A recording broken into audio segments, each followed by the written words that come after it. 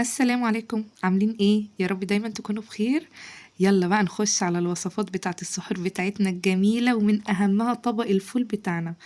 تعالي بقى اقولك ازاي خطوات الفول من اول التنقية بتاعته لحد التتميس بتاعه واكله بألف هنا وشفا. تعالي بقى نشوف نوع الفول معانا. اهم حاجة تجيبي الفول بتاعك يكون الحباية بتاعته فاتحة بالشكل ده والحباية بتاعته كبيرة، بلاش الحباية الغامقة. ليه؟ بيبقى فيها القشر بتاعها ناشف، يعني فاهمين قصدي؟ مهما نسويه ومهما نقعده على النار الحباية الغامقة الصغيرة القشرة بتاعتها بتبقى ناشفة في الأكل، ما بتبقاش حلوة بصراحة. كل واحد وذوقه. انا عامه بحب الفول ده فول بلدي، ده دميس، بجيبه من عند العلاف او العطار او السوبر ماركت زي ما تحبي. بنقيه زي ما وريكم كده في اول الفيديو. وكده انا غسلته حلو ونقعته. اول ما بتنقعيه بيطلع كمان شويه فول على الوش، الشويه اللي عايمين على الوش دول احنا بنشيلهم زي ما انتوا شفتوا. خلاص بعد ما شلنا الفول اللي كان عايم على وش الطبق، انا رحت شطفته شطفة تانية ونقعته في ايه بقى يا منى؟ نقعته في مية سخنة، وهغطيه لمدة 8 ساعات، او ننقعه من الصبح نسويه بالليل. متفقين. تعالوا نشوف بقى الفول بعد ما اتنقع 8 ساعات او ليلة كاملة ايه اللي حصل له. بصوا، الكمية زادت معانا، حباية الفول نفشت بالشكل ده، وده المطلوب. ليه؟ عشان ما ياخدش معانا اكتر من ساعتين على النار. والله ما قعدش معايا ساعتين على النار. لكن لو اهم حاجه كمان في البقوليات، اي نوع بقوليات، ان هي تتنقع قبل التسويه بتاعتها. تمام. معايا طماطميه سليمه، معايا ليمونه، معايا نص كوبايه عدس، معايا نص جزرايه مبشوره. تمام. ومعايا الدماسه بتاعت الفول. ما عندكيش دماسه اعملي في الحله، والله ما بيعمل طبقه وش سودا. للناس اللي بتقول الفول بنعمله بيسود معانا الوش بتاعه، ده ولا الفول هيسود معانا ولا هيحصل له اي حاجه. ومعانا معلقه كمان هنضيفها على المكونات دي. هي معلقه ايه؟ معلقه كركم، عشان احنا عايزين لون الفول بتاعنا زي ما انتوا شفتوه في الطبق كده بألف هنا وشفا على السحور. وده اهم شيء على السحور بتاعنا طبق الفول. انا حطيت نص كيلو الفول في الدماسة، ونزلت بنص كوباية العدس الاصفر. تمام. طبعا انا غسلاها حلو برضو جدا. ومعايا طماطمية هنزل بيها سليمة، وليمونة سليمة، وهحط شوية جزر او نص جزراية. تمام. كده بعد ما نزلنا بالجزر بتاعنا والليمونة، هنحط بقى مية بتغلي ونحطه على النار. هنخلي النار عالية شوية. تمام. وأول ما ياخد الغلوة الأولى هنروح موطيين النار، موطيين العين بتاعة البوتاجاز، ونسيبه يعيش حياته. هيقعد معاكي من قد ايه؟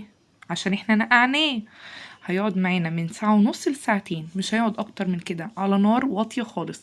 انا حطيت نص معلقة من الكركم، اللي هي المعلقة الكبيرة اللي بناكل بيها، حطيت نصها، يعني حاجة بسيطة خالص. وهحط المية بتغلي. المية قد ايه؟ المية لحد التانية بتاعت الدماسة فوق. شايفين اليد بتاعت الدماسة في تانية فوق؟ انا هحط مية لحد كده. وطول ما هو بيستوي انا قافله الدماسه بتاعتي، مش هزود له ميه تاني خالص. لو الفول حب معاكي ان ياخد ميه، ما تحطيش ميه من الحنفيه، تكوني محضره ميه مغليه جنبك وتزوديه. تمام كده اهو. بصوا لونه عامل ازاي، ولسه كده ما اترفعش على النار. يلا بقى نروح نحطه على النار كده ونشوف هيبقى عامل ازاي. اهو شايفين الفول كده، انا رفعته على النار اهو. وهسيبه بقى يتعيش حياته مع اول غلوه. زي ما قلت لكم هوطي عين البوتاجاز واسيبه يقعد على النار من ساعه ونص لساعتين. هيطلع معانا زبده، هتشوفوا معانا. تعالوا بقى نشوف الفول بقى عامل ازاي بعد ساعه ونص. والله بعد ساعه ونص، والله الناس اللي بتقول الفول بيقعد 4 ساعات، لا، ساعه ونص كان معمول معايا. يعني انا عملته وسحرنا على طول، يعني انتوا فاهمين. اهو حبايه الفول مجرد ما بدوس عليها كده بتتهري معايا. دي بقى ايه؟ دي معلقه من النشا، معلقه اللي احنا بناكل بيها بتاعه الطعام.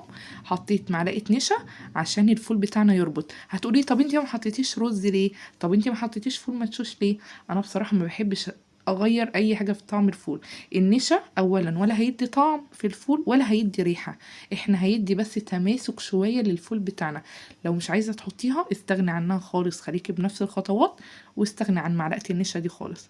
انا حبيت احطها ان تتقل معايا الميه شويه، لكن الميه كل لما الفول يستوي ويقعد شويه هتلاقي الميه بتاعته اتقلت، هتهرسيه بالشوكه كده هتلاقيه بيتهرس معاكي بكل سهوله وهيبقى متماسك وحلو. بس انا حبيت ان انا ازود معلقه النشا دي. تعالوا بقى نشوف الفول بعد ما استوى وقعد معانا ساعه ونص على النار عامل ازاي. والله شكل الطبق يشهي لوحده. يعني انا كده ده وقت السحور، كنت خلاص بغرف طبق الفول السحور، فحطيت عليه معلقه طحينه وشويه زيت، وطبعا هنحط كمون وملح بس انا ما حطيتش، انا حطيت لكم بس معلقه الطحينه وشويه الزيت. هو والله من حلاوته، ولا عايز طحينه ولا عايز اي حاجه. شايفين عامل ازاي واخد اللون الحلو. انا سايبه الحبايه سليمه عشان التصوير بس، لكن بعد كده انا دوست عليها بالشوكه اتهرست معايا بكل سهوله، عشان احنا معايا اطفال فبيحبوا الفول مهروس. وكده عملنا اهم طبق على السحور. وكل سنه وانتم طيبين وينعاد عليكم الايام بخير يا رب. انتظروا الفيديو الجاي برضو بخصوص السحور، ويبقى كده خلصنا اهم 3 حاجات على السحور. شايفين الفول عامل ازاي؟ شايفين شكله في الدماسة عامل ازاي؟ والله طالع تحفة تحفة تحفة تحفة. ووفرنا كتير عن ما نشتريه من بره. يعني لو عدد أطفال الأسرة معانا 5 أفراد أو 6 أفراد، احنا عايزين ب20 جنيه فول في اليوم، حرام. هو نص كيلو فول هتدمسيه هتقعدي تاكلي منه أسبوع في رمضان. وبكده أقول لكم خلصت الفيديو بتاعي، انتظروا الفيديو الجاي. باي باي.